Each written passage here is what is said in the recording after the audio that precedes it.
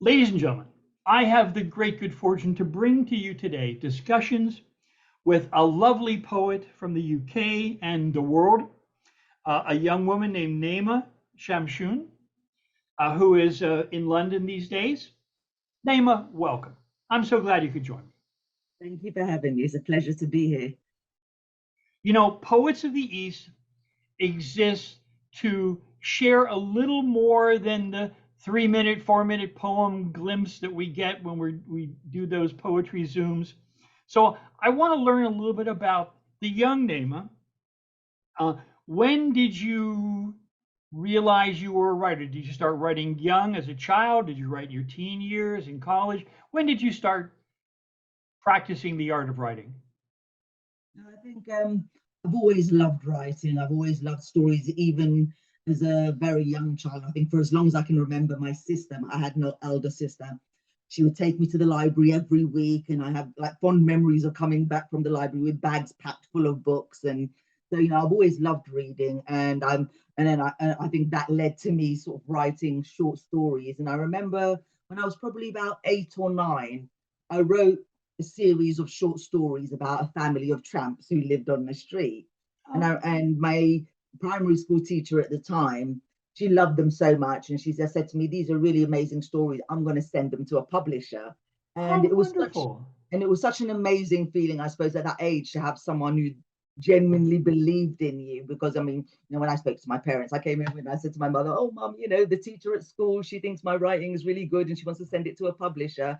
My parents were, I suppose, of a culture where sort of the creative arts are seen as kind of a waste of time. They're Yeah. much more academically driven. So it wasn't something that my parents thought it was particularly important or relevant. But I suppose at that stage, my stories were sent to a publisher. It was the publishers, I think, were Hamish Hamilton at the time. They used to write a series of books, which were my favorite books at the time, the Ramona series by Beverly Cleary. And so we sent my stories to the publishers, and I didn't get published, but I did receive a wonderful letter from them saying how much I enjoyed my stories, and I got a signed copy of the next Ramona book by Beverly Cleary. So it was an exciting time for me. So I think I've always enjoyed writing, and then even in my teen years, I always kept a diary. That's wonderful. Do you still have any of those old diaries? Yes, I do. I mean, I sometimes I read through them, like I barely recognize myself. Yeah, as a young writer, I always felt that the library was a spiritual place akin to a church, akin to a house of worship, and I had such reverence and had I've always had a love of ancient history and ancient culture, and the idea of that transition from a pre-literate to a literate culture, the honorable tradition of being a scribe. I was always just so enamored of that whole situation. And I tell you, one of the most exciting moments of my time as a young writer was when my first book was published. I sent a letter of inquiry to the library that I used to attend as a child. And I said, I'm a young writer, first time published. I would be so honored if one of my books could rest in that library where I went as a child. And they said, "Oh, absolutely, that'd be wonderful." So I actually have a picture of a librarian in the library I went as a kid holding up my book. It was Oh, a that's real amazing. a real I've special had a feeling. similar thing. I've been to my local library and I asked them because I mean I've been going to that library since I was a child. My children, all four of my children have been to that library. My last child, I took him to the library and I got him a library card, and the librarian actually said to me he's the youngest member we've ever had because he was only 2 days old at the time when I got him a library card. Oh, that's special. That's really special. So and I went to my local library and I said, my book is getting published. Would it be possible to have it available in my local library? They said, absolutely. Just get us, the IBN number, and we'll be able to order it. So Oh, how hopefully, wonderful. yeah, That's great. So you know that special feeling. absolutely. That's great. Many an hour I spent in that library wandering from shelf to shelf. And of course, as all of us children of the libraries do, wandering into those sections beyond beyond the child room. always seem to have building always seem to have such gravitas, doesn't it? Oh, absolutely. I, I to this day, I never walk into a library without thanking the librarians for the work that they do for culture.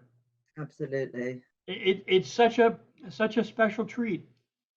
Uh, and let's get back to the talented Nayma. Um, so, as a young child, you began writing. When did you? Were you sure from the beginning that you were going to be a writer? That the writing art was going to be a part of your life? I think I was surer when I was younger, and then I think as I got older, I got married when I was 17, and I had my first child at 18. And I think, life kind of gets in the Oh way, yeah. and then I think there are even times where I suppose I doubted myself and I thought, maybe I'm just not good enough, maybe I'm just deluding myself that I can actually get published. So it was a mixture of both. It was a mixture of not having enough belief in myself, but also having many other commitments in my life, which took up most of my time. Oh, I understand that. That's for sure. When you were young, what were some of the authors that really spoke to you? Gosh, I mean, my favorite authors as a child, definitely Roald Dahl, C.S. Lewis. I loved. I think I must have read Roald Dahl over and over again. My brother actually bought me a complete set of Roald Dahl stories for my Uh, birthday when I was 10, and uh, obviously the Narnia Chronicles. I just absolutely adored those. My sister and I were very close. My sister was a little bit older than me, but she started reading them to me, I think, when I was probably about 5. And, uh, I would get like one chapter every night, and she'd always leave it on a cliffhanger. And I always remember like pleading with her, just one more chapter. oh, that's nice. That's nice. Yeah, I one of the first serious pieces of literature I read was the Odyssey, Oh, and wow. like I said, for whatever reason, call it karma, call it whatever, ancient history just really spoke to me. And when I got through that, and since it was free verse, and since it was so beautifully melodic language, it really kind of opened my eyes to the world of the epic poem. And Yeah. I was just so amazed and taken by it. And I was a one of those weird children that I love the sciences as much as the arts. So I would go from one extreme to the other.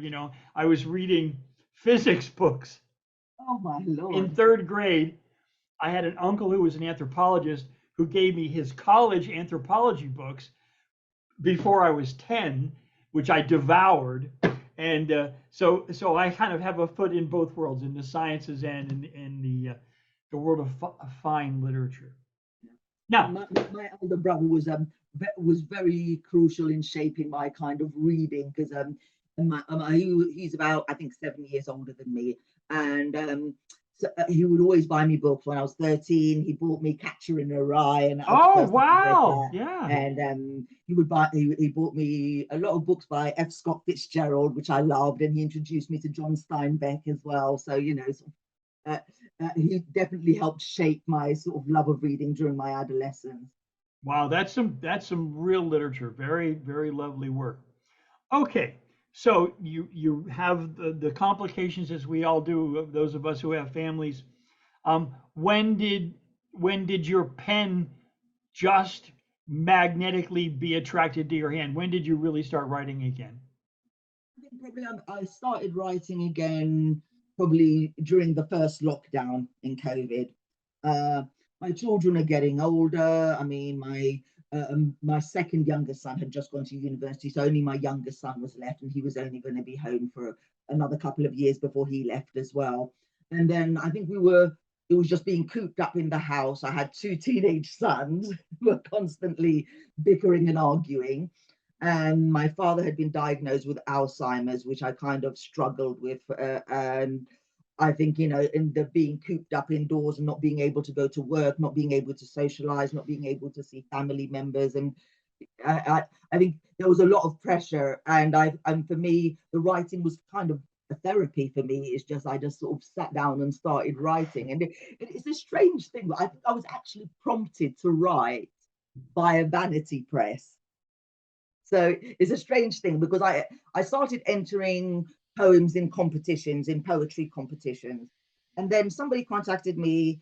They called themselves Austin Macaulay, and they said to me, "Oh, you know, we saw what your poem, and we really loved your book, and we really loved the poem, and we want you to write a book, and we're interested in signing you as a publisher." So I thought, wonderful, I've got a publisher. You know, most people write the book first, then they find a publisher. I've already got a publisher waiting, so all I need to do is get to work on the book. So that was certainly a motivating factor. And then I got to work on the book, and the words just sort of seemed to flow.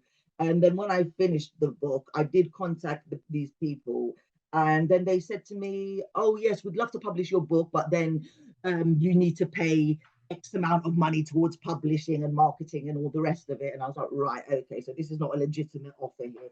So what I did at that point, I think, you know what I'm going to do is just I'm going to send it out to anybody and everybody who's willing to look at unsolicited manuscripts, because obviously with a lot of the big publishing houses, they insist you have a literary agent, and they won't even speak to you unless you have one. So it was really just a matter of sending it out to anybody and everybody and hoping for the best. And I think probably after about a year of rejections, I was at the point where I thought, you know, this isn't going to happen. And I was considering publishing on Amazon, so self-publishing.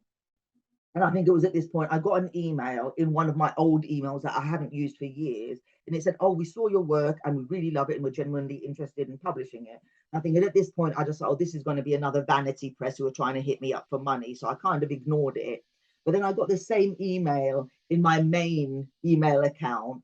And I thought, well, these people seem quite keen because they bothered to look up both emails and contact me on both. Right. So I got in touch with them, and you know it was completely legit. My brother-in-law is a lawyer, and then so they showed me a contract. I said to him, "Have a look at the contract. Tell me, you know, if there's anything." He said, "You know, it's an amazing deal for a first-time author. It's very fair. Just go for it." And you know, I think that was it, really. Wonderful. Wonderful. I had a most curious experience when my first publishing occurred. I was very much as a participant in the counterculture, living in ashrams, living in Yeah. communes and stuff like that. And I thought, you know, I'd gotten some very good feedback on my writing. Maybe I should try sending it out to some magazines. And right away, I got acceptance letters from 6 different magazines. They sent me checks, and I'm thinking, Wow. wow, this is awesome. And all 6 of them, it was so amazing. All 6 of them went out of business before my work saw ink. Oh, damn it. I thought, oh, come on, you know that. Wow. That must have been devastating. Let's just say it was a bit trying, and you know, On the most plus side, at least you got to cash a check. I got the yeah, you know, I could say I'm a writer. I got a check, you know, but of course I had nothing tangible to show. Well, then I heard about some poetry slams in the bohemian portion of Miami called Coconut Grove, and I thought, what the heck, you know, I'm fairly proud of my work. I think it stands on its own. So I went and participated. Well, 6 slams in a row, I took first prize. Now, if you ask me how I feel about competitive poetry, I would say, what a crock. You know, why compare poems? Why compare, you know, the Yeah. dreams of the heart? That's crazy. But something did come from it. A young man approached me and he said, "Richard, look, I really am amazed by your writing. If I'm a producer at the local radio station, if I offered you a radio show, would you accept it?" And I said, "Yeah, sure." Because honestly, my one of my writing desires from when I was a child was to write for TV or radio. And Yeah. he said, "Well, you know, if I gave you a radio show, what would you do?" And I said, and it was one of those moments where, you know, sometimes you speak without thinking, it just comes out. Yeah. My mouth said, I want to write a science fiction comedy show. And he said, a science fiction comedy show, but you're a poet. I said, yeah, but I write funny stuff. I'm if that's what you want me to, if you're asking me, that's what I want to do. So I produced, wrote, and directed a science fiction comedy show for a year on the radio. It was a lot of fun. Wow, that must have been quite an amazing experience to see, It was. your work come to life. It absolutely, and I called it Martian Ambassador and the Captured Chorus. And my friend, the producer, says to me, "Why are you calling it the Captured Chorus?" I said, "Because I never know who's going to show up. It's really simple." Okay, enough about me. So, you're writing with COVID. You got published now. Um, what's your thought about this blossoming of this international community of poets with COVID? It's kind of a blossom from strange ground, but there it is. I think it's beautiful. I when I first started performing my poetry, I was on the live circuit, so I was going to a lot of different events and performing. And I mean, the first two times was pretty harrowing because I'm not really a confident public speaker. So but you kind of get into the stride. But then I just it was so wonderful, and it would just really warm my soul to be around other creatives and to share a space with them. And I think it was through that circuit that I was talking to another poet friend of mine. I'm sure you know him, Lantern. Sure. And Lantern said to me, well, I mean, there are loads of open mics online as well. You should join some of the online forums. So I did join them, and it is a wonderful experience. I was doing an open mic last night, and I actually said to the host, I said to him, these forums are just such a wonderful way to spend an evening, just marinating in the creative expressions of other people. It just really feeds your soul. You know, when somebody said to me recently, "Well, what do you get from watching poets? I mean, it's not like television." I said, exactly right. It is not like television. You are hearing honest truth right from the heart of most people, and it's eloquent, it's beautiful, it's so real, so vital. You know, it's a whole different kind of listening experience. And not to mention the fact that in the course of half an hour, you're going to be taken into the minds and the hearts of, a dozen or more people. How amazing is that? It is, and I think it is also really helpful for a person's well-being. I mean, and I know this because I've experienced bouts of depression and anxiety, and I think when you are in this environment, it is such a lovely vibe. Everybody's so friendly and warm, and we're all there to support each other and uplift each other, and it has a wonderful effect on your mental well-being as well. Absolutely. Well, we've got to know Nayma just a little bit. I think it's time for some of the art of Nayma.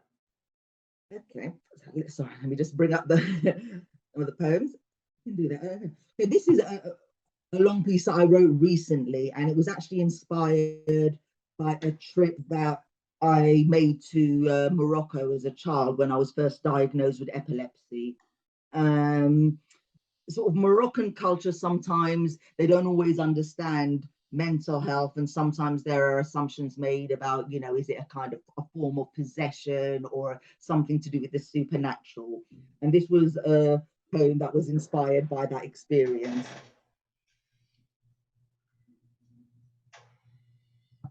Thank you. And it's called In the Key of Nayma. Not Naima, but Nayma. On a maternity ward, a mother said, Naima, foreign to the nurse's ear, the shame hard to bear when asked to spell it. Eyes never taught to decipher the dark marks on paper. Between miscommunication emerged Naima. Sometimes the slow stirring seduction of Coltrane's elongated breaths. Others, the budding earth buried underfoot, fiercely erupting out of trampled soot. My chords change and overlap, coalescing with time, a melodious song rising out of the storm. Once I was Nayma, on the trail of a healer, winding through remote Moroccan mountains, the child with seizures. She is possessed by Al-Afrit. Take her to Al-Faqih, he will recite Al-Baqarah and create an amulet to scatter the jinns far. A white-bearded man barks, release her. In Buya Omar, a giant cube shrouded in black, the fearless jinn tamer riding in on tortured prayers, a wrought iron fence guarding his parameters, blood-curdling screams and desolate tears, flagellation, hair pulling, eyes bulging, the anguish of the lost, bone chilling, clenched fists in chains tug against a mind under attack. Then I was Nayma, skeptical of their superstition, pained by the forgotten children, failed and forsaken, the terror in the whites of their eyes, that they too could return home, sought after cures, the big sham of shamans dressed in tradition, searching for the demon inside me who makes time stop with darkness, gasping in the black for breaths as the world slips from my grasp, daring him to appear before me. In the depths of dreams, Nayma dreamt of death, feeling an elderly uncle's last breath, only for him to pass 2 days later. They said, Nayma has the gift of the seer, a wayward sister foretelling the fall of Macbeth. In the parched red soil, coughing tufts of dehydrated grass, the exiled exchanges of Nayma and Nayma, beneath the boughs of a sprawling fig tree, its drooping fruit gorged with sweetness, their stretched purple skins tearing, an uneasy truce came to pass. Nayma returned to London, where the charms came undone, the girl who falls, falling into the darkness again. Superstition's failure leads to the doctor, another white beard, but the eyes and tones softer, the word epilepsy, dissolving the demon, the drugs keeping him at bay, time sensuously flowing, unbroken, coiling and recoiling in motion with the bass note of the heart, a sun-soaked ballad of Renaissance. Lovely, lovely. Wow, what an amazing journey in that one poem. From one cultural dynamic to another, the characterizations you made of the healers there. Wow, a wonderful poem. Really wonderful poem. I'm sure that part of your writing has dealt with the COVID experience. Do you have a COVID piece? Yeah. Okay, we can do one which is slightly political, but also sort of references oh to. my! I did write during sort of the first lockdown, called Breaking. Channel hopping, disguising the silence outside. The 6 o'clock news with expert views. A floppy-haired harbinger of doom. A smirking, bungling buffoon. An assassin's Machiavellian ruse. Swallowing the bilious contempt inside. The world's grief oozes in with insidious trepidation, salaciously circling the space, bringing sadness in its embrace before resting heavily on the heart. Once The bereaved brought out their dead. Today, numbers are broadcast instead. A car horn breaks the stillness, jagged ripples as we break, cracking the crippled impotence, a ghostly dazed dissonance. The TV clicks off, silence from the hell that we make. Bravo. Bravo. Very good. Wonderful stuff. Um, I'd like to read one of my COVID pieces for you. Oh, You're so absolutely. I'd love to kind hear it. to share your work with us. Hey, neighbor, when we dress to sally forth, we'll wear the masks and gloves, of course. Googles for your pretty eyes with earmuffs do we our oral portals hide. Our outfit fits from heel to tail just to be sure we cover it all. We can't breathe Corona's aromas store the provend of men or women more. And when we adventure out in all timidity, out to the stores in our vicinity, that our larders might hold more than damaging spores and jars galore, we scrub the stuff upon its arrival, since we are occupied with our survival. We observe such gallantry, an area of 16 feet exemplary like isolated charges held in the penitentiary. Do we our neighbors' feet so avoid no stepping on toes or bumping heels enjoin? And we, few, are in our shopping employed, barely whispered greetings, eyes averted, scant enjoyed, all so remoted as we our petty burdens toted. Our pleasures plundered from the social graces split, we can't even enjoy an outdoor sitting shift with some chum of bygone days to rest, when in our every amusements we are now betrayed, no jest, no zest, in hollowed gallows pressed. If a visiting neighbor beckons, the viral potential now is reckoned. A shouted greeting across the lawn, cause breathing closer now is barred. One day when old Corona begins to lapse and no more troubles are each synapse, each several nerve frayed to its collapse, we'll wonder about these separate pleasures, now a burden, once a treasure.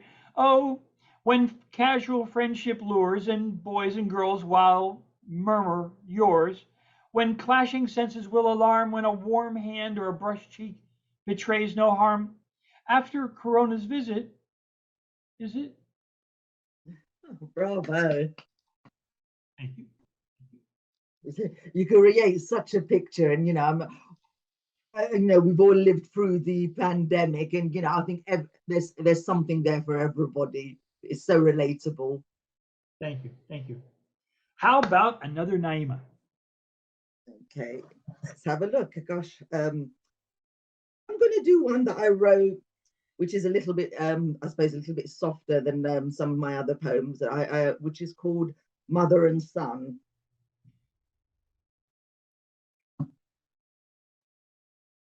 Mother and son.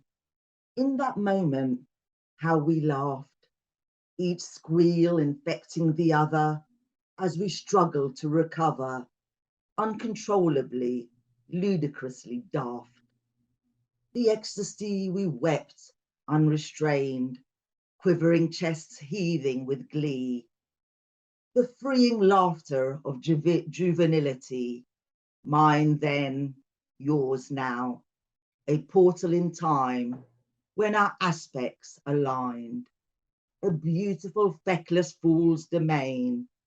My darling boy, how I adored you, a cascade of joy, lifting the heavy hue, happiness remembered, save, replay, enjoy. So breezily unaware of the ease that you bring, a sorrow-soothing hymn, a saving answered prayer, aching bellies and bodies folded, gasping for air in between, choking chuckles, our bliss beautifully molded, the air asinine as our legs buckle, a pocket of elation, a keepsake of mine where memories convene. Oh, how lovely. How lovely. I have a little tribute to mothers. Let me share this with you. It's, you know, so often, too often, we find ourselves underestimating how much we mean, how important we are to each other. And I wrote this to mothers. It's called The First Gifts. Your little piece to that experience of embracing your child and enjoying that time. So the first gifts. Yes, you welcomed those babes at your breast, gave them from your own life sustenance, thought first of them, their pleasure, their pain, their needs, then some other, then yourself. Brought them through the most holy, sacred gate they will ever enter into the world and into human life. It can be readily said, you gave them the very first gifts. Before the gods at the cradle round bestow those precious others, you clothed them in flesh, gave them their first form. What cells and man and fashion could give, you gave first. Before your gift, there was nothing, and your giving self made every other giving possible. When the first cry is heard, it calls your name. When each searching hand first reaches out, it reaches out for yours. When you press the tiny lips to your breast and smell those first tender breaths, those sweet garden scents are meant for you alone. As tiny fingers begin the long, lonely search, they search first for you. Never is this new being more beautiful than when seen with your eye. Never is the kind of blessing given than that given from your eye and heart. No wonder the mother is so universally blessed. No wonder such special blessedness belongs first and last to mothers. She has given so much of her flesh and her heart, the first gifts. Marvelous. How about another one of yours, my dear? Okay, I'll share with you one which I suppose I think is probably self-explanatory, but it's called insomnia. Now, what could you possibly mean by that? There we go. In the torturous throes of the restless hour, the wakefulness I hungrily devour, plagued by sleeplessness, the onerous onslaught of ricocheting thought, defeated by hopelessness, a spark of jade at the watchtower, the crackle of searing paper, inching towards rest, the demons it arrests as in somnolence tapers, the bitter earthy timber, a harsh rush to the throat. Picture yourself on a boat, a sly paper plane kimber, a divine Buddhist quest, relinquishing earthly attachments, a sanguine sea of detachment. Sleep beckons smartly dressed. The weariness of the body seeps softly into the mind.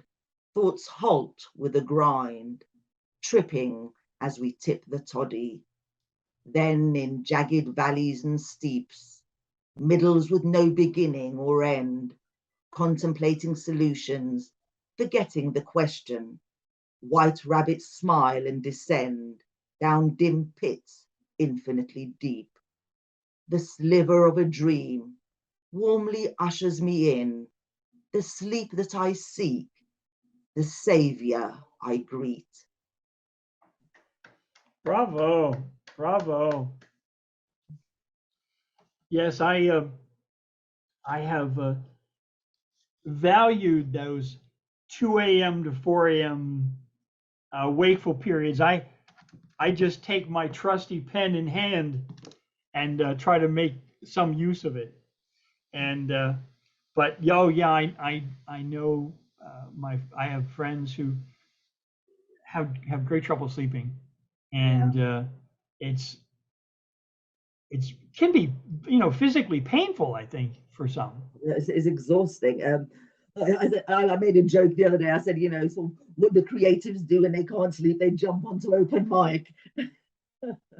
I think, I mean, I think I was doing one yesterday at like 1 o'clock our time here, 1 a.m. our time here.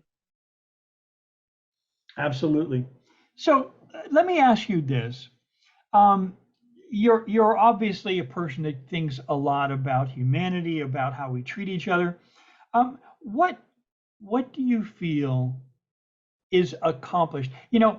Poets are so often undervalued.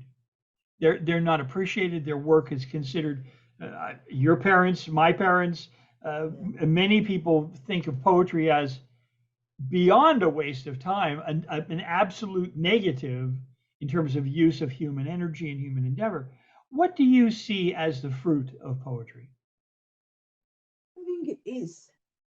It allows you to express feelings, and I mean, I think these feelings, it allows you to connect to other people who maybe are having these same feelings and probably think they're all alone, and actually they look at this work and think, you know what, there's somebody out there just like me who's feeling the same thing as I am. So I'm not crazy, I'm not losing my mind. This is a genuine thing to raise on a global platform, and that I shouldn't feel ashamed for having these thoughts or these feelings. And I think there's a lot of empowerment in poetry as well. When you look at sort of certain pieces of words, whether it's for a female empowerment or whether it's for LGBTQ, empowerment. There's some amazing poetry out there that shines a light on this, or whether it's things like what's happening in America at the moment with abortion. I've heard some amazing pieces regarding that on open mic.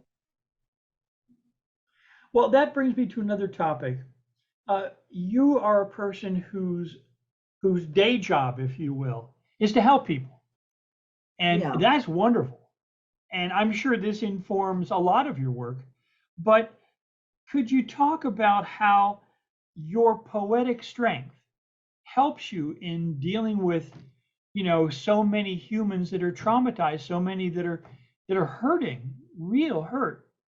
Do you feel that your poetry and that poetic sense is a help or a hindrance? I would suspect a help. Personally, I think I believe that all poets are empath. We feel things deeply, and so it can only be, a bonus when dealing with people who are going through trauma or who need help. To be able to empathize with others and to be able to support them without free of judgment or any kind of sort of perspective other than the need to help them. Wonderful. Let me ask you this. I am hearing throughout our conversation a wonderful sense of humor.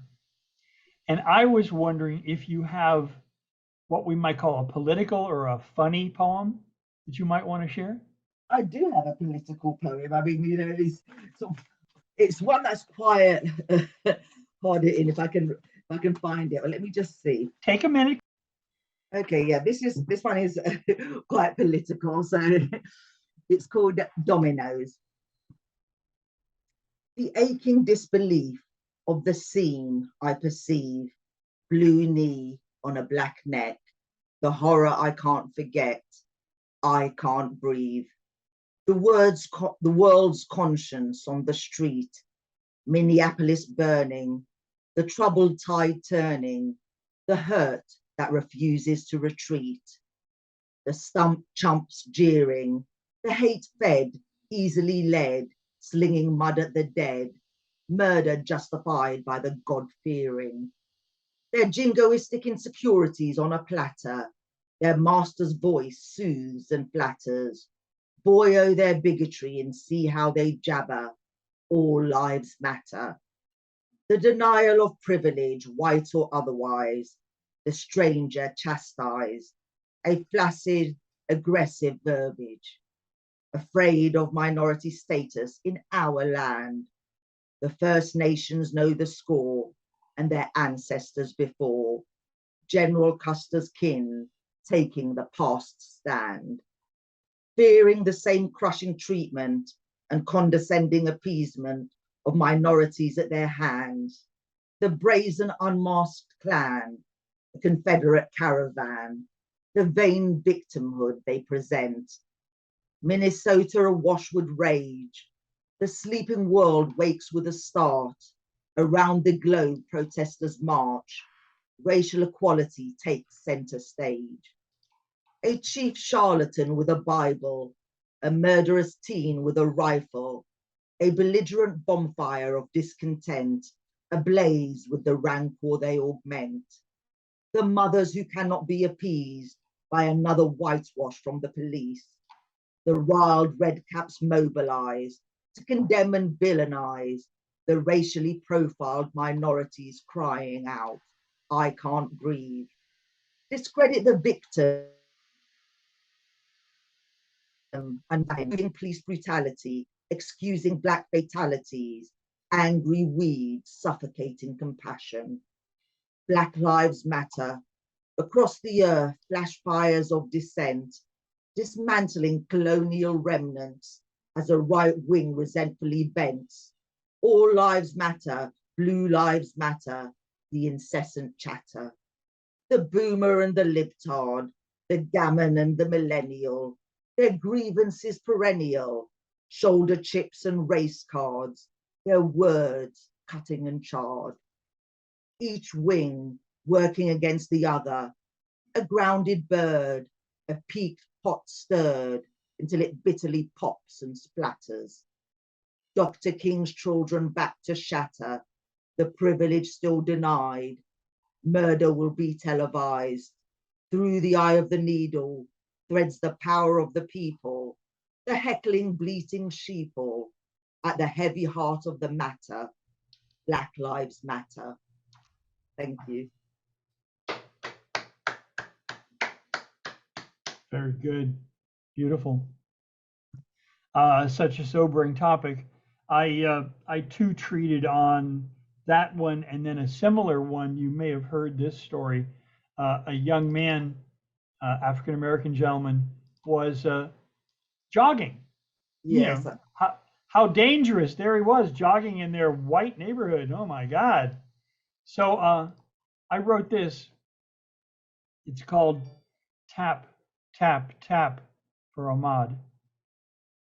My feet the roadway slap with spring, the joyous running brings, the knees, the ankle freeze, tap, tap, tap, the roadway always does, lap, tap, tap, tap, I have my course, down the road I force, each step adept I take, past trees and trucks I make, tap, tap, tap, down the roadway shining slap, away the noises trap, the cars, the jars, the snaps, tap, tap, tap, the legs and ankles rankle, snap, always the momentum traps, tap, tap, tap, the breeze, the trees, the calling birds, the winged flap, tap, tap, tap, leave the job, the slob and grasp, freeing, fleeing hopes supposed, tap, tap, tap, the minutes, miles disclose, tap, tap, tap, the stiller, tiller jars, the wounding, static Mars, tap, tap, tap, past lawns and sprinklers spun and construction and the well-worn tap, tap, tap, here the wind and water wills, there the lawns and fawns and thrills, the children at their play at the closing of the day, tap, tap, tap, my feet absorb the shock where others only talk and stare and gawk, tap, tap, tap, my evening's passion plot, tonight I'll visit Mabel and there around the table squeak and squawk, blam, blam, gadam. Wow. What an impact. I mean, sort of like, I love the way you sort of build up the momentum and it builds up to that final line. It's just amazing. Thank you. Okay, my dear, how about another one? Okay, would you like a women's one or would you like one a little bit more dreamy? Oh, you're such a lovely woman. Let's go with the woman theme. Okay, so this one is called, sorry, gosh, yeah. Okay, this poem is called Breasts. Translucently delicate, finely sculpted orbs, drooping forbidden fruit, jiggling with each wiggle, cupping your fate.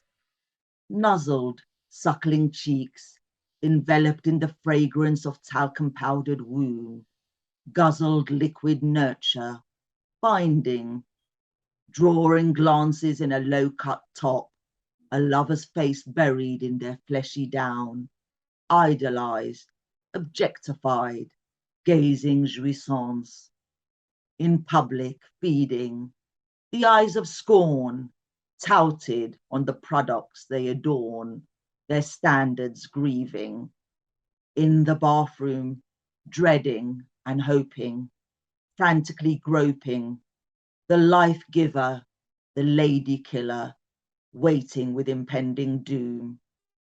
You are blooming beauty, you are the menacing beast, sagging and deflating with time as the odds decline. Athena's blooms, wilting fatally, gasping for time, or cut with saving cruelty. How lovely. How lovely. You mix so many different perspectives on the breast.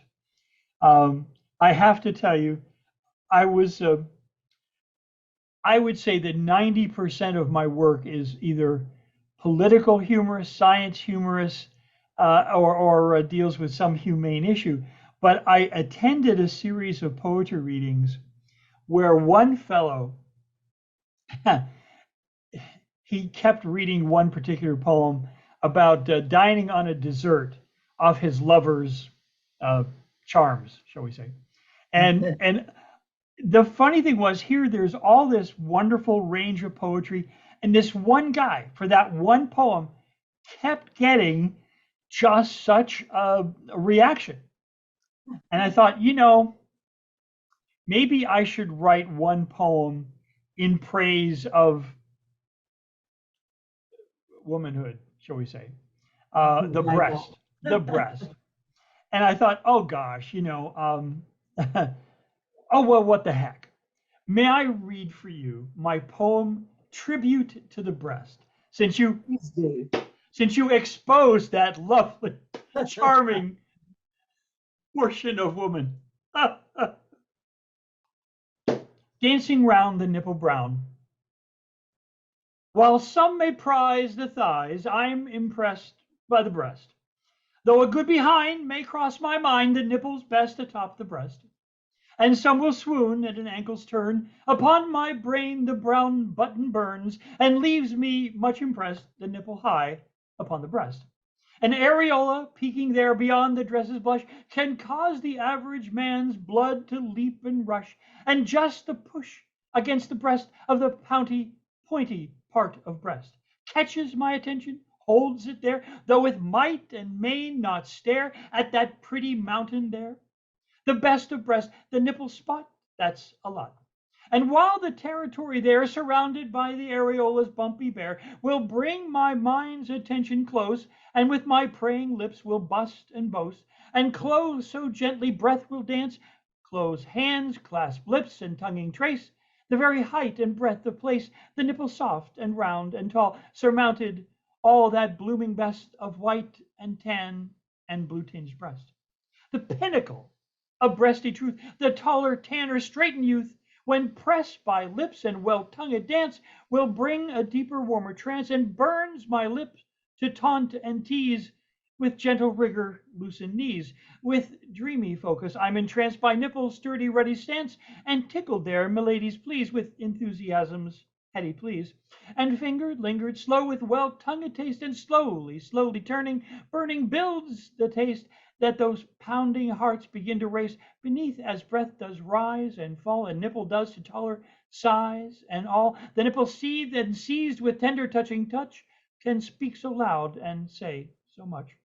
Though hair for some excites and pleases, and necks for those or toes don't seize 'em, and others find in light of eye the sunum bunum of the prize.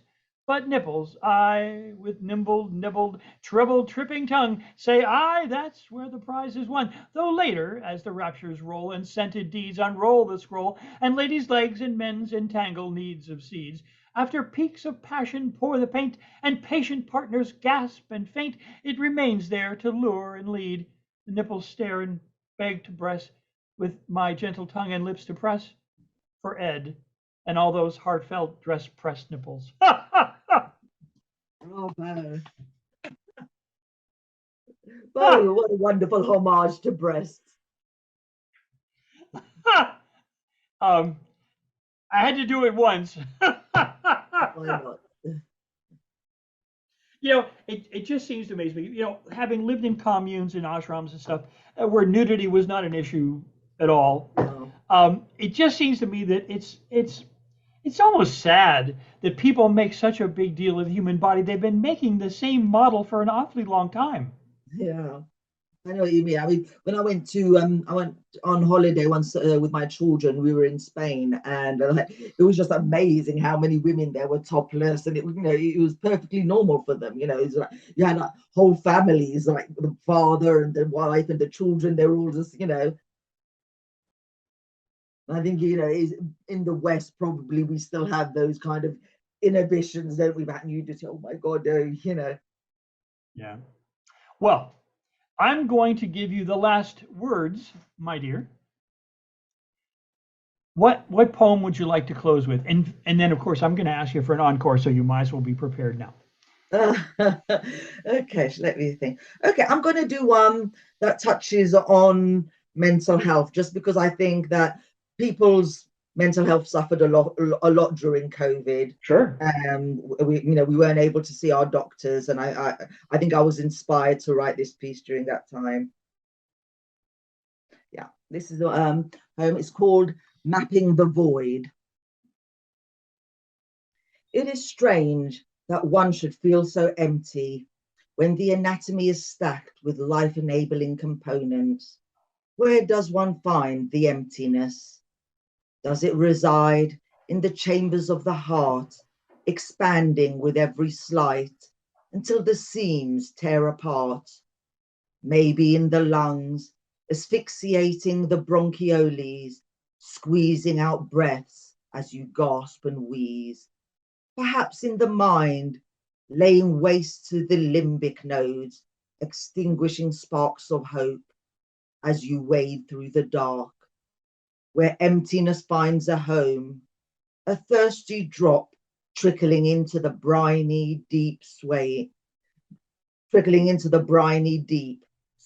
the tide of the sea, quenched by our humanity.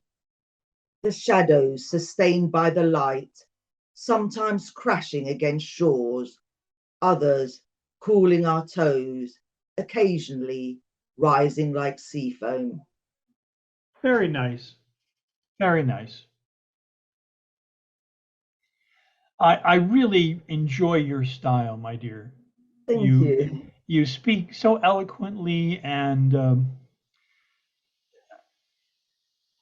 words describing poetry are hard to find sometimes, but you have such a wonderful, delicate, and yet warm touch to your words.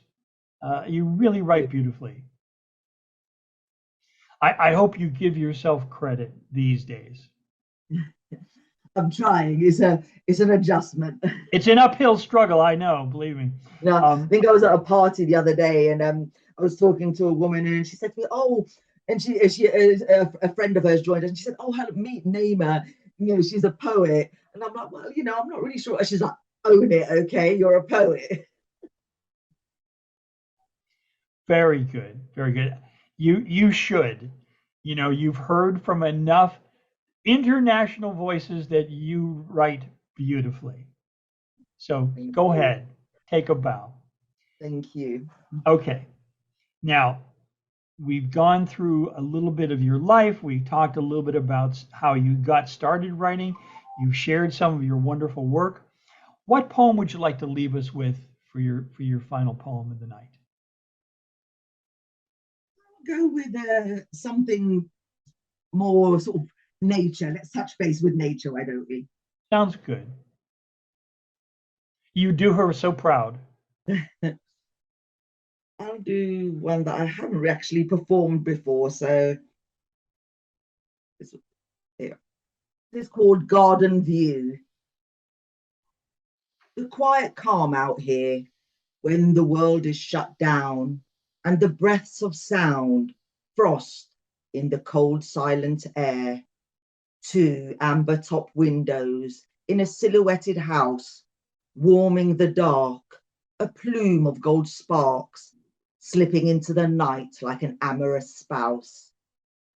Both windows lit by Chinese lanterns, a Virgil of luminous stares, gazing fondly at human tears, knowing at any time fortunes could change.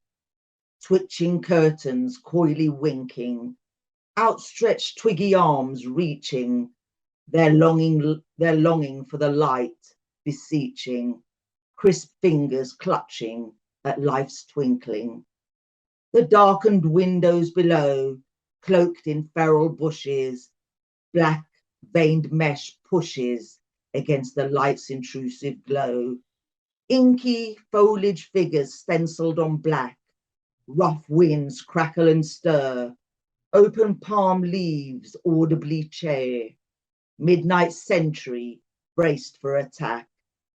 An agile relieve of feline shadows, skipping on moss-peaked garden sheds, the trees curled around them in threads, a civet navigating the hedge, a roof in assorted chimney hats, each with spindly aerial arms, looming over the eerie calm, matchstick soldiers in ghostly combat.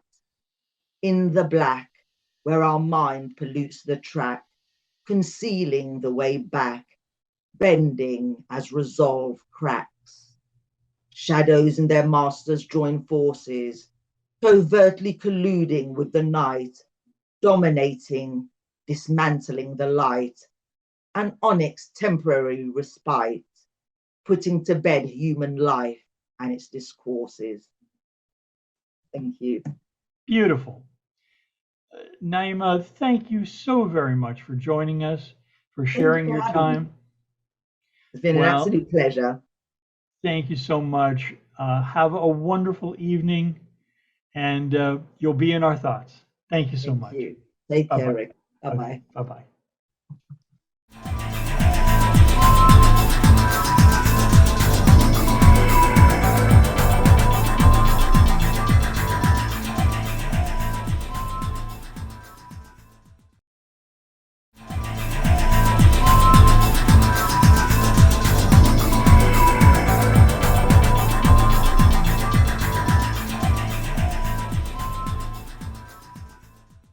Ladies and gentlemen, I have the good fortune to be visiting with the young Mr. D.A.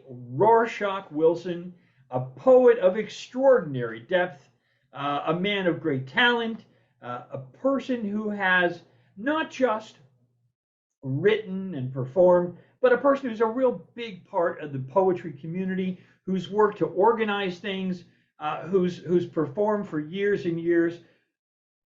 David, welcome, sir. Welcome to Poets of the East.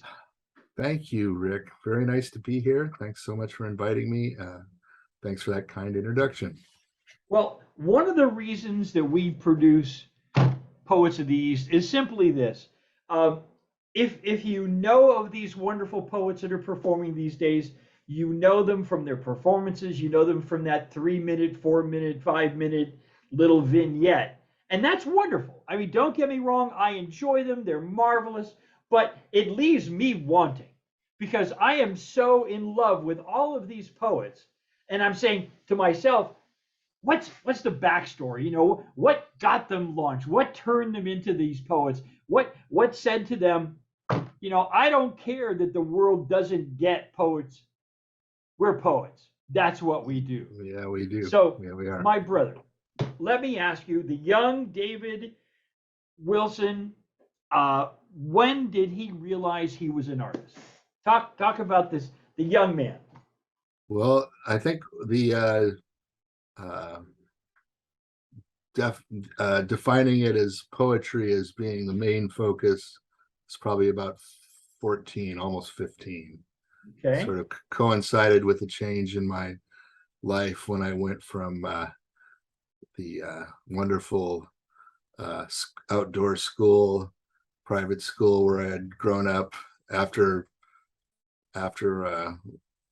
second grade of public school, when I decided I wasn't going to comply with my free compulsory public education anymore.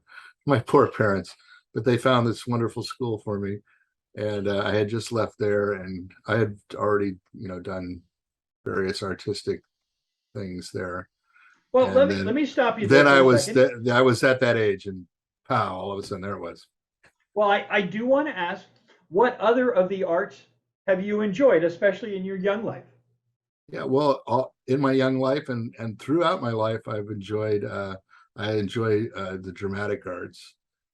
I've enjoyed performing in various plays and stuff like that. And in the earlier days, even before I settled on poetry, one of the things we did in our hippie free school was we would produce our own plays, and we would do that from the inception. We go out behind the main assembly hall called the big room, and we would brainstorm, and we would come up with something all through the production and everything. I really enjoyed that, and I did more performances in high school and stuff like that. I kind of got sidetracked from that in college, but I still enjoy it, and I think it's a definite direct connection to performance and spoken word and stuff like that.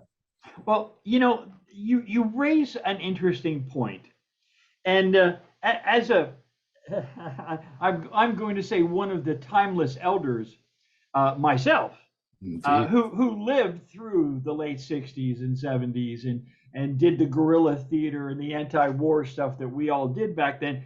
To our younger friends, our younger fellows, let me ask you, this hippie life, this artist life, this free school stuff. Talk about that just for a minute, would you? Well, so I'm probably a few years younger than you, Rick. I was sort of a kid seeing it as a kid. But I think I still have those ideals. I mean, even it's like you have those ideals, and you want to encourage them, and you want to make sure they're not forgotten. And at the same time, I'm a realist, and I know the world that we actually live in. So, sure. But I think there was a lot of good ideals and a lot of and the expansion in just consciousness and stuff that happened. We don't even know how big it was at this point. It's huge. Absolutely. Absolutely. I hear from time to time from our younger poet friends saying, geez, you guys, it must have been so cool back then. And I say, yeah, it was. Let me tell you, cool. It was pretty cool, alrighty. Not without its dangers and all that, but yeah, it was pretty damn cool. I attended a couple of free schools, taught at a couple of free schools. In fact, I was even thrown out of a free school for not being Marxist enough. There you go. So, yeah, it goes all those ways. Okay.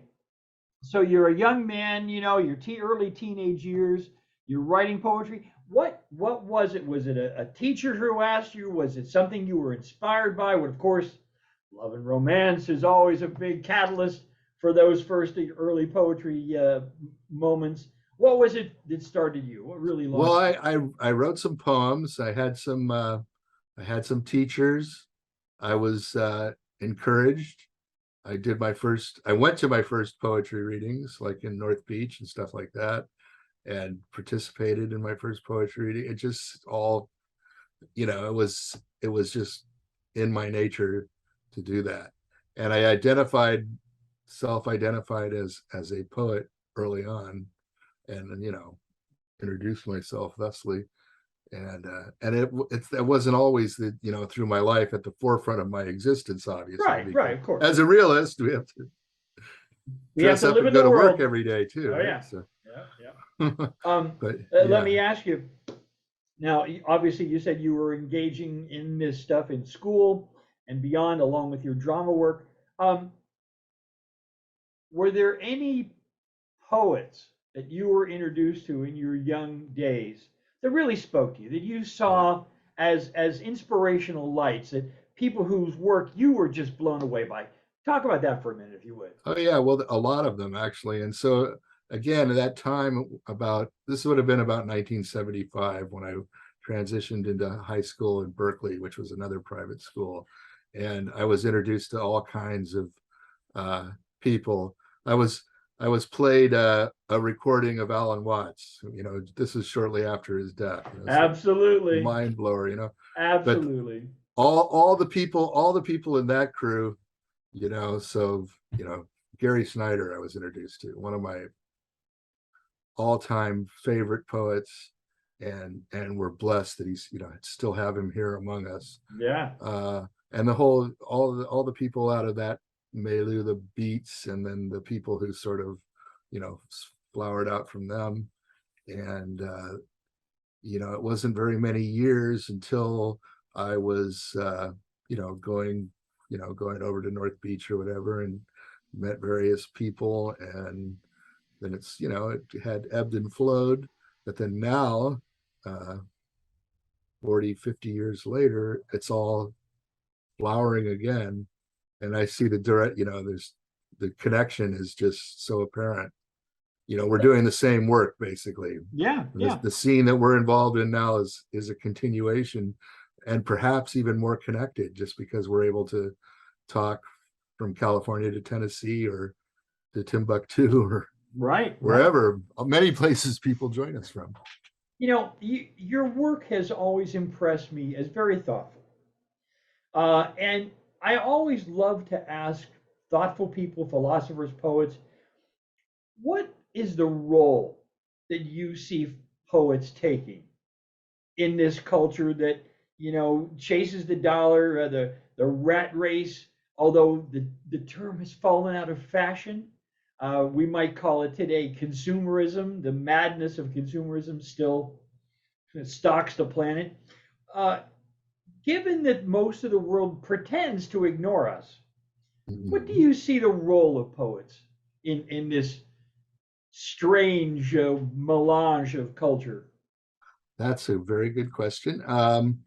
And I'm not certain. I'm hopeful that the consumerism is starting to wear off, that people are getting kind of tired of that, and are looking for deeper meaning in life. And that's the poet's role. Well, it's been denounced for about what, 3,000 years. So other than that, it's it's tough gig, definitely. And plus you can get in a lot of fucking trouble if you're not careful as a poet, depending on the time and the place, right?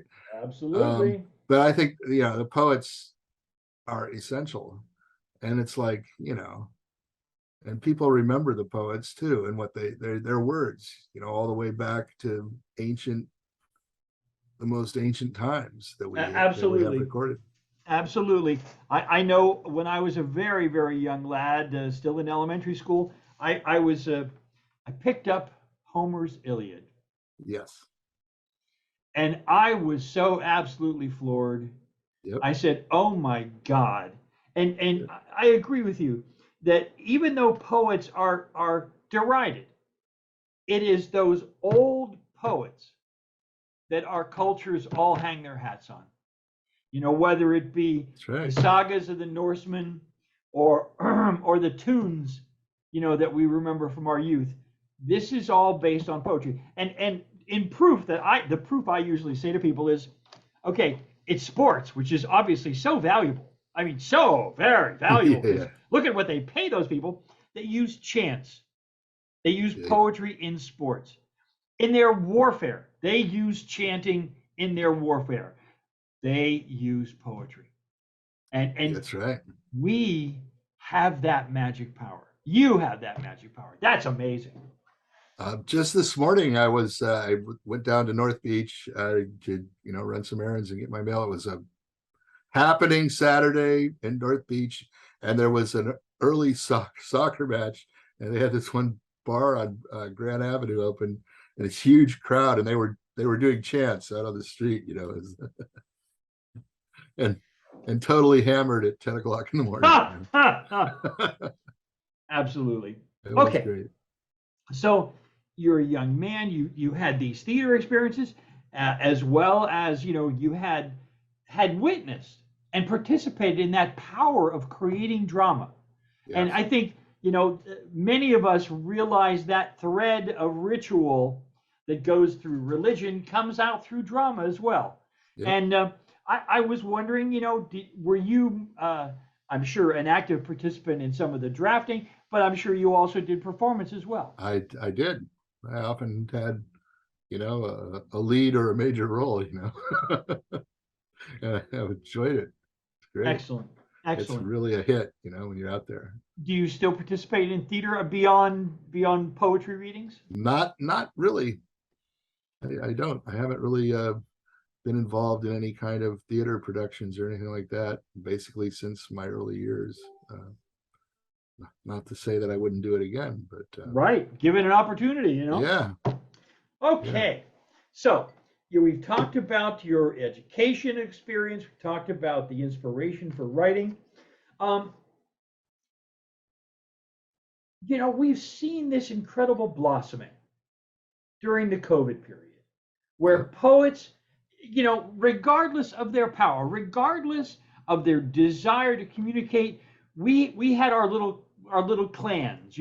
We had the regional groups, we had the city groups, and we all did our thing, and there were the bumps and those eccentricities that make up poets, because of course we've all gotten into this for the money, and now this blossoming, this COVID fertile ground has linked up poets across the globe. What's your take on that? What do you think this means for poetry? I think it's huge. I mean, it's definitely the silver lining of the COVID years, which changed a lot of stuff. Things are still changing. No, I think it's a huge revolution and a renaissance in poetry. And I mean, I can't even compare. I mean, I was like not unknown. People appreciated what I was doing prior to the Zoom revolution, but my audience is much bigger than it was then, and the people I know and people I've already met in far off lands that visiting and stuff like that, and other friends I'm looking forward to meeting in the future, as we exist now in the little windows. But we'll all have a big picnic one of these someday. When I was thinking of the analogy of the Silk Road, when those trade routes linked early Europe with China and India, right. and there was this cross-pollination of ideas. And I think about poets now, poets from India, poets from the Philippines, poets from Japan, poets from Eastern Europe, poets from Western Europe, Northern Europe, America, North and South. It's so wonderful. Yes. That there's got to be some pretty damn amazing fruit that comes from this, It's definitely happening. And I'm just, one thing that overwhelms me is just how many really excellent poets there are out there in the world. And, and you go on a reading with a bunch of them and you think, I better be on my game, because these people are good, So. And so many flavors. Totally so many flavors. My God. And the unique voices. I mean, it's just it makes me happy when I hear somebody whose work I admire and whose voice I enjoy. I go, there they are, and so it's great. I have I've had the great pleasure since I've relocated across the states and had to make some social connections despite COVID's constraints, right? It turns out I have two elderly poets. I'm going to call them elderly. They're in their 90s. Okay, maybe I should just say nonagenarians, okay? I have two neighbors, nonagenarians, who are both poets. Yeah. And now they were known in a very small, very, very small community, right. A subset of a subset of a subset of their local church group, because that's really the extent of their social network, right? Right. And they have watched some of these Zoom shows and heard poets from Africa and poets from China. Oh my God. And some of it's a little rough for them, Sure. Some of it totally. A little outside their comfort zone. Right. But I was just, it was such a pleasure to give Absolutely. them this connection, And I'm sure you've run across Finn Hall from Scotland. Oh yes, what a great Okay, fellow he is. Finn has a project collecting poems from 70 plus year olds, right? Right. And my friends Sharon and Larry have contributed a poem to that. That's So great. they now have this knowledge that they've got a connection to the whole world like they've never had before. Yep. Just amazing. That's wonderful. See, that kind of illustrates, the question about what's, what does it mean, or what's it, how's it changing things? And that's it right there, And the heartbreak of a poet in Africa and the heartbreak of a poet in Europe and the heartbreak of a poet in South America, you know what? It's a human heart. That's right. Yeah. And it does show our connectedness. We're all, as Wavy Gravy said, we're all the same person trying to shake hands with each other, or with ourselves. Absolutely. Shake hands with Absolutely. ourselves. Absolutely. Because well, my friend, we have learned a little bit about you. Is there one more thing that we should know about David A. RoarShock Wilson? What else should we know about you, brother? I don't know. I guess it'll stick around and listen to my performances and read my work, and you might glean a few things about me. Okay. But I do keep my close to the vest a lot of things as well. Okay. So. Okay, that's cool. Now, of course, sometime I'd like you to announce, if you have a website or a Instagram or whatever space, so that friends who listen. RoarShock.net. Okay. RoarShock.net, and there's links there to all my social web presence. And there's Wonderful. also a link to where my first chapbook is available, and I'm trying to. I have a few dozen copies left. I want to move those as an incentive to do another one. So absolutely. Okay, so we've talked about you. Now let's listen to you. What would you like to start with, brother? How about some of your poetry? Yeah.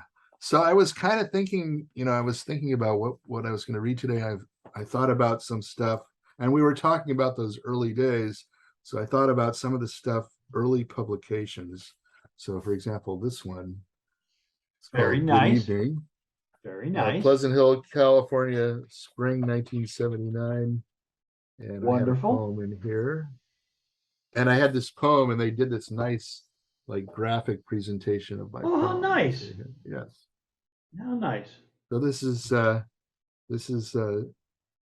Sensibility circa 1979. Screaming punk blues. Screaming punk blues bring all us tattered souls back together in quiet harmony, ignoring the dark skies of oblivion overhead. We don't wear dark glasses. We don't ride in elevators. Our parking meters are always empty. Scream a song until it becomes a snarl and a wail, clamoring away in the despair and weirdness of our time. We're nodding off in the night of our splendor, striving to stay down and out of the line of fire, and praying the next war doesn't happen. Scream again in that single note of raw and dirty existence. My mind is burned out by the oily scum pools and fire nights of factories. Drinking rot gut tequila and gasoline. Dreaming bleary-eyed about the inevitable broken cities and electrified villages. But I'm not pessimistic. Just washed out, bent and broken and afraid. Very nice. Thank you. Very nice. Let me ask you the perennial question that's asked of poets. I always like to think of the Martin Mull answer. Do you get a line? Do you get a picture? Do you get a phrase? Is there a typical way you get started on a project? I would have to say there is not a typical way. I think they come from lots of different directions. Something I have actually a poem about that subject, but Wow, cool. But I mean, sometimes it's just like there it is, it's like you can't even write it down fast enough or whatever. Right. And then other times there's a lot more, thought, and some poems are quite planned. I wouldn't say they're contrived. I would not want to, do it that way, but you have like an idea, like a topic or whatever. Right. And like a lot of the, like readings that have a topic for A that prompt, reading, and people use that prompt. And I mean, I'm impressed by some of the work that comes out of that. And, I don't usually follow the prompts myself, but yeah, I like to go perpendicular to the prompt. Exactly, sort of take those sideways from the prompt. So, listen, I'm going to encourage you.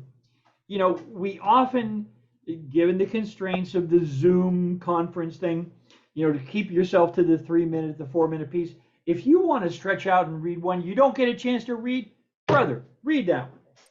All right. Well, I don't want to change your plan of what you want to deliver, but I just wanted to offer. Okay. Thank you. I appreciate that. My plan is somewhat loose today, but actually I do have a longer one I wanted to read. So let me. My brother, it would be an honor to have it. Thanks. Let me just find that here. It won't take long. And I definitely, endeavor to be prepared when I do these things. And that's I've seen some awkward moments on Zoom readings and stuff. Yeah, well, the good thing is these are edited, so I can always take out That's right. I was gonna find that one, but But you understand what I'm saying about how it doesn't always go as smoothly as we would hope. Not. All right, here's one that I kind of like. This is a recent piece as well, and it was one that had much thought went into and editing, etc., as opposed to just all pouring out in one fell swoop. And this poem is called W.C. Fields Forever. Okay. Picture yourself on a stage in a theater with swells in the orchestra and gods in the clouds. Somebody cues you, you answer on time. A Flo Ziegfeld girl with Bessie Poole eyes. Let me take you down to the old vaudeville town, because I'm juggling around with W.C. Fields. On dialing for dollars on the weekday matinee, on old Broadway with plenty to get buzzed about. W.C. Fields forever. A rich man be nothing but a poor man with money. And we are all going out to California to live. You take baby Leroy and I'll take Tommy Bupp. See how they mash like road hogs from a crash. See those wrens, Jan Dugan, Kathleen Howard, old Squidulum and nattering wife will make them run. Here's your pie, you egregious tartuffle. I'm driving.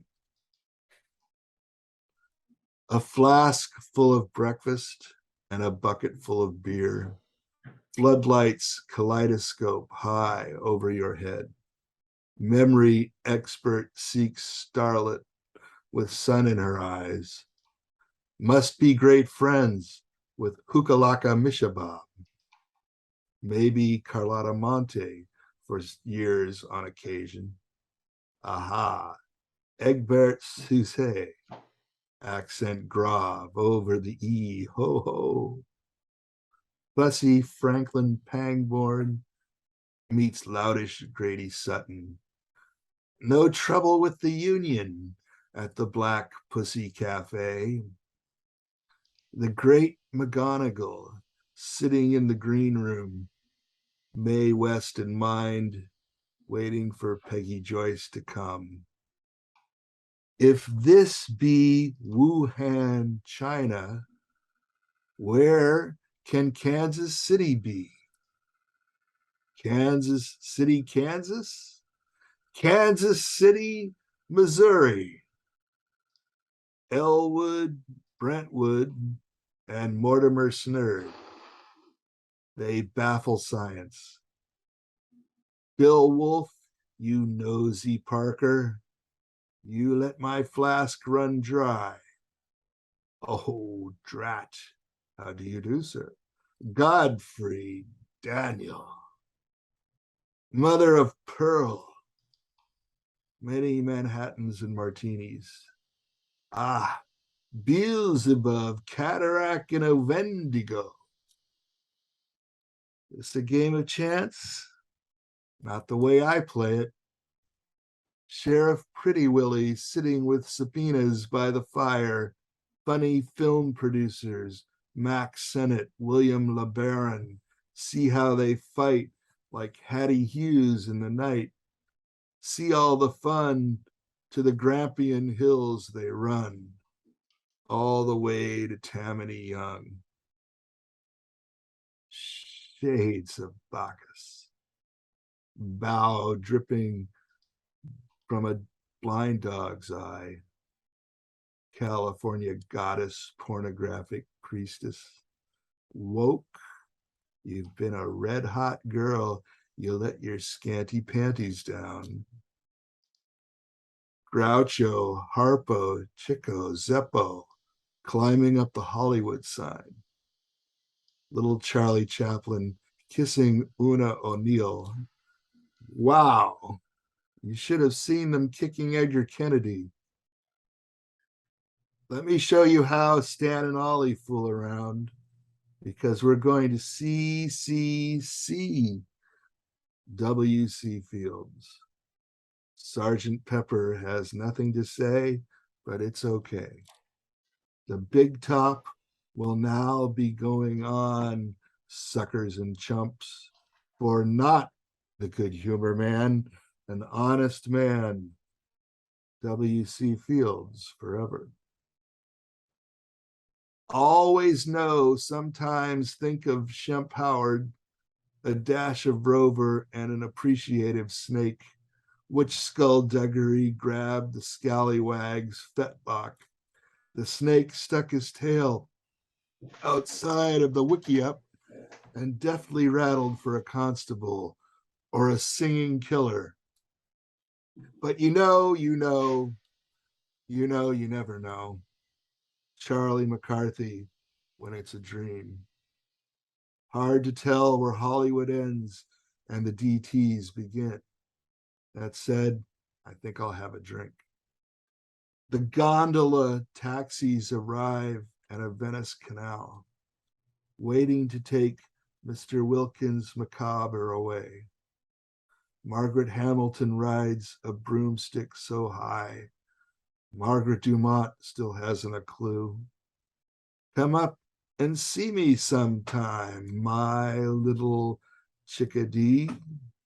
Let me take you downtown and all around, because I'm going to be W.C. Fields. Everything's surreal and nothing too weird about it. I am the great man. I'd like to see Paris before I die. Philadelphia will do. I'd rather have two girls at 21 each than one girl at 42. W.C. Fields forever. Don't you let that deal go down. W.C. Fields forever. Still looking for loopholes. W.C. Fields forever. Say Bani, meaning you can't fool me. Very good, very good. Wow, the cultural references there. I really like that. It was really fun. It's fun to read. It was fun to write. And it's on one of Well, my favorite subjects. sure, sure. Obviously, you know your old films. Indeed. I'm going to offer you a poem. This is one of my COVID Sure, poems, absolutely. and then I want you to steam full ahead. This is called this is from the third tier of COVID poems. This is called Wascally Virus. Okay, Wascally Virus.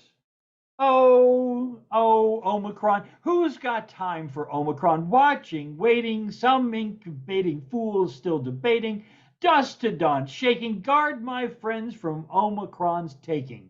Wear your mask and hide your frown, lest your next fashion, with no small distraction, you might wear a hospital gown. Ere ye old or ere ye young, ha! You've all been targeted by that wascally virus thug, Omicron. Omicron, Omicron, in a cough propelled. Omicron, Omicron, such disaster spelled. Omicron, Omicron, we've had enough. Omicron, Omicron, when how many viri are enough? Omicron, Omicron, in a breeze, or carried by a birdie's sneeze, or shanghaied aboard some doggy's fleas. Would you fly from Omicron, or are you watchful dusk to dawn, visited by that rascal terrorizer? Pull up your mask, if not the wiser, lest you leave your nose a hanging geyser. Don't spray at play, you atomizer. Free to launch that virus invader, a fountain splashing indicator, lest our world, lest our world no, there we go. Come crashing down, the medical staff relapsing. Protect us, those of us who will acknowledge, so long as you've studied in school and college, just to have these fools confront you as they sneering would denounce you, only later to admit it. All they've been saying that crap is shit. Just so the vaccine they've been delaying and those fantastic anti-facts conveying, so much trash they piled up all cometh crumbling, tumbling, noisome poison from their cup. Now, would you please clean up their stinking lies? Please. uh, I always appreciate your work, Thank you, Rick, brother. and it's I always know it's you, and your work is very often quite topical to very specific questions or broader questions, but it's always done no matter how horrible the thing is we're looking at, we see the humor in it as well. And I also really appreciate your use of structure and rhyme and just how you format your poems. Thank you, brother. It's very kind of Yeah, you. so always fun to hear your poems. Well, I always figure if I'm asking you to read four or five, I should at least offer you one, right? Absolutely. My That's brother, a good one. please continue. I'd like to hear more Rorschach. Okay, well, so I started with something that was printed a long time ago, but this is Right? my most recent publication is in this anthology, Storm Warning, And just where can came they out. get it? It is available. I'm not.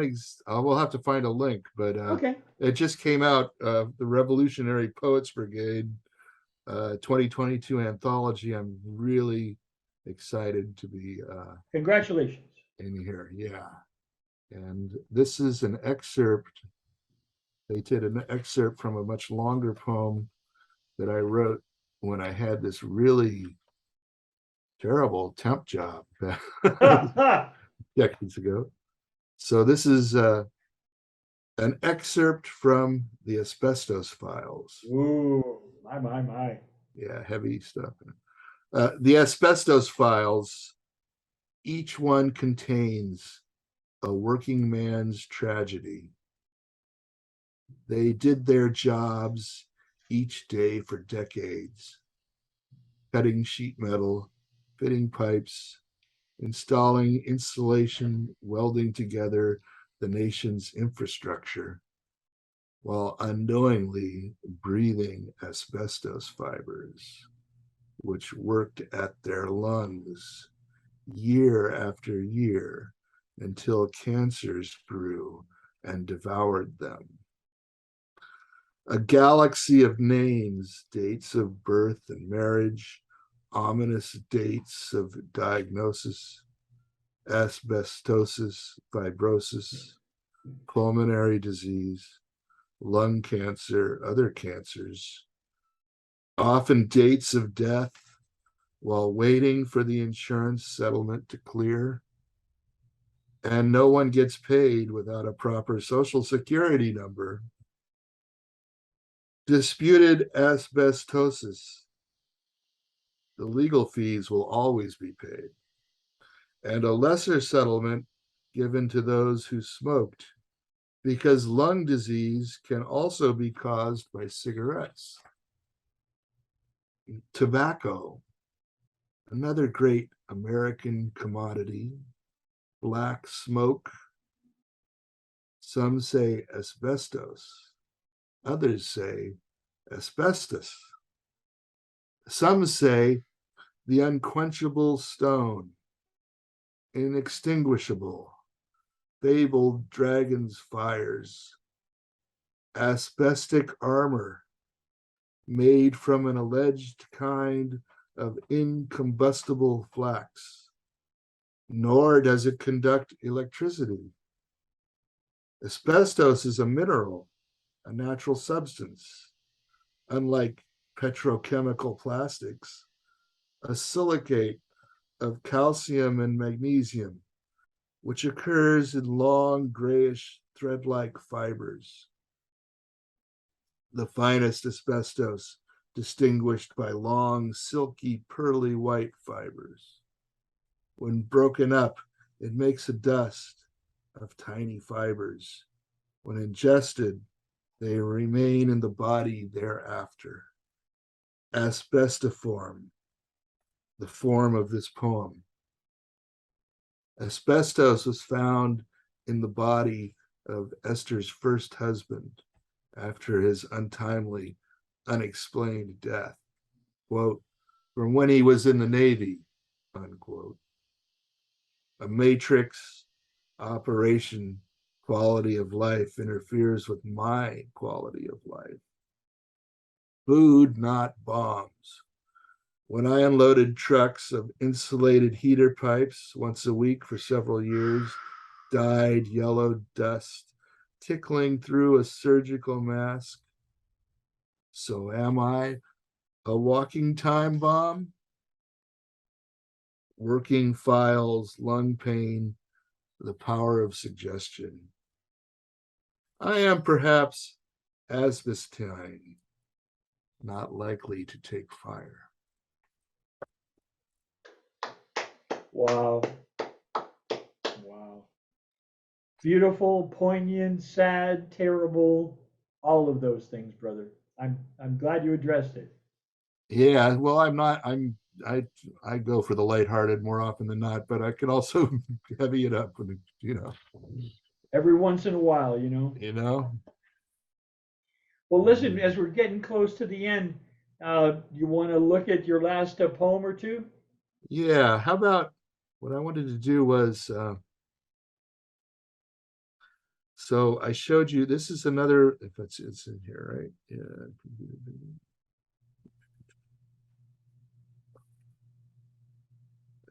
Just a second. Here we are.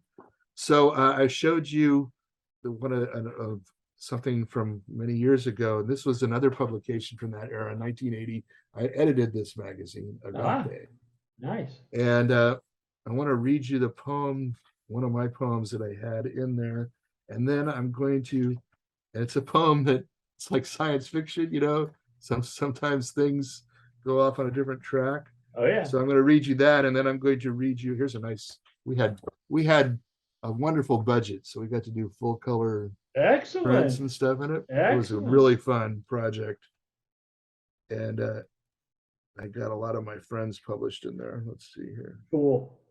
And then, so I'm going to read this version, this original version of this poem from 1980, and then I revised it several times, and I will then conclude with the latest version, which is actually on my website right now. It's Nice. on the splash page. Nice. Okay, so here's the illustration that goes with it. Oh, very cool. UFO cows. This is computer dreams. Computer eyes, computer lies. Nighttime, low consciousness. Darkness, stars, and howling dogs. Computer sleeping, computer dreaming. Driving down the highway of life in a fast sports car with the stereo playing rock and roll full blast. Plastic electronic control panels, flashing red and yellow lights. Supermarket freakout, assembly line insanity.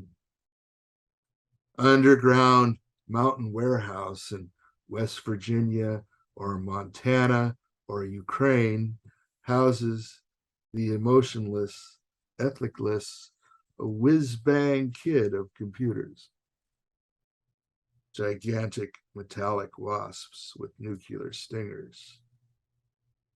Modern Californian computer dreams, the 70s are gone. Who will flower in the 80s? 20th century, make it or break it. The black hole of machinery. Commercial age robots programmed by computer poets steal their way into the hearts and wallets of America. Computer dreams, mind screens, buzz light, dark lines of buzz, mind screens, buzz, lines of yellow and red light intertwined, nightmare images and ravings, screaming demonic computer fears, the grinding of metal gears, zap pow light show inside brain, flashing numbers, flashing metaphors, many million micrograms of LSD, a billion eggshell herbs and sub-herbs sprouting forth this new generation, the problem of world relation, ingested, rehashed, vomited up again. Computer sleeps, computer wakes, computer punches new data card. So that's the 1980 version. Bravo, bravo, bravo. I gotta ask, do you know the name Ted Nelson? Ted Nelson? Yeah, he was an early computer guy, worked at Xerox Labs. He had a book called Computer Lived Dream Machines, which turned me on to computing in the mid to late 70s. Cool. So my wife just handed me a link to the storm warning, where to get that. Oh, good, good. Send it, Bookshop. Put it in the text. Okay. Bookshop.org. Okay. So here's the 2020 version, the latest version of that same poem. Cool. Or actually, this is the 2022 version.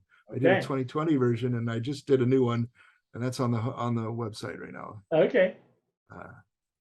www.RoarShock.net. Thank you. Okay. Computer Dreams 2020s. The computer eyes, the computer lies at nighttime. Low consciousness. darkness, stars, and howling dogs. Computer sleeping, computer dreaming. Driving down the highway of life game in an ultra-fast electric sports car, fully charged, media system playing hits of the day, full blast. Plastic control panels, electronic gauges, flashing red and yellow lights. Stock market stampedes, mega market freakouts, assembly line, fulfillment center insanity. Underground mountain warehouses in the USA or Ukraine or China or Argentina and Indonesia house the emotionless, ethicless, whiz-bang kids of computers. Gigantic metallic murder hornets with nuclear stingers, cruise missiles shedding COVID-19, dipped in monkeypox. Last stand for monarch butterflies. Black holes of machinery. Conglomerate age robots programmed by computer poets steal their way into the hearts and wallets of world markets. Computer dreams, mind screens, buzz, light, dark, the lines of the buzz, mind screens, the buzz, lines of yellow and red, light intertwined, nightmare images and ravings, screaming demonic computer fears and grinding virtual gears.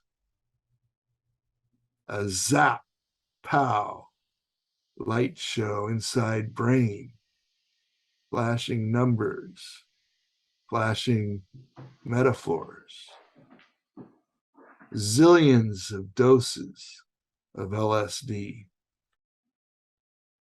rich and poor nodding off under fentanyl poisons,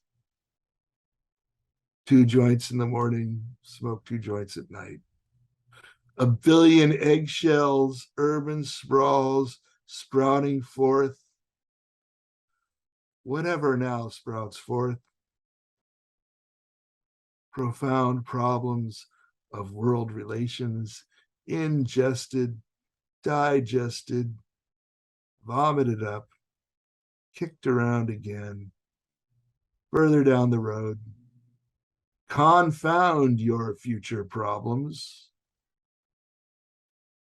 Computer sleeps, computer wakes, the computer seeks singularity.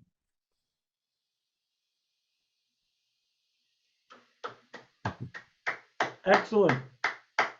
Excellent. Yeah, I have always enjoyed your work, and I find a real resonance with the work that I do as well, because you address broad issues, you do it in a very serious way, but your tongue's in the cheek as well. Very We gotta nice. have a Very few laughs along the way, right, Rick? Absolutely. If we lose our sense of humor, it won't be funny anymore, right? Then we'll be like them, and that's no good. No, exactly. Well, my friend, thank you so much for joining me for this issue of Poets of the East. Such a pleasure to have you, and I look forward to seeing you again soon. It's my pleasure. Thank you so much, Rick, for having me, and I will see you again soon. Okay, Thank buddy. you. Bye-bye. Bye-bye.